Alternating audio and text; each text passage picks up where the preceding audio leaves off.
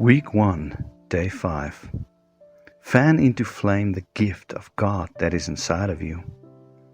God has graciously given us gifts, but it's our responsibility and joy to open them and fan them into flame. Here's how. Firstly, do. In your church and world, find a need and meet it. You are more likely to find your gift when you take an experimental approach to ministry. Action, not contemplation, is where you discern what you do best. In the New Testament, we don't find our gift through self-examination and introspection, and then find ways to express it. Instead, we love one another, serve one another, help one another, and in doing so, we notice how God has equipped us to do so. Secondly, discover.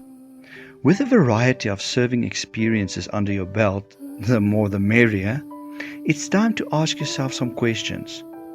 Which ways of serving Jesus did I enjoy most? Which came most easily to me? Which one seemed to make the biggest difference to those around me? What do other people think my gifts may be? Online gift assessment especially help us to hone in on our gifts. Return to the intro section if you haven't done the 2 online tests yet. Thirdly, deploy. Naming your gifts is not the time to shelve them. With a clearer suspicion of how God has wired you, look for opportunities to meet real needs using these gifts.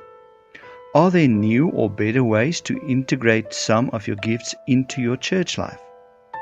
And what about your work life?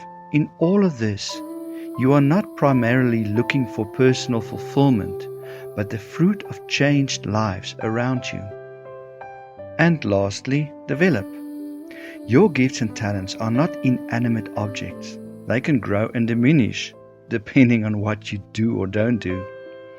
Jesus teaches us to invest our talents so that they can increase. If we are faithful with what we have, God will entrust us with more. David led sheep, then an army, then a tribe, then a nation. The more you exercise your gifts in reliance on the Spirit, the sharper they will become. You can increase your level of effectiveness by exercising faith as you step out in redemptive action, by patiently accruing trial and error wisdom, by learning from other people with the same gift, by getting a whole Bible theology, by asking God's Spirit for more of His power and His love to help you serve, by collaborating with others, and by supplementing gifts with new or sharpened skills.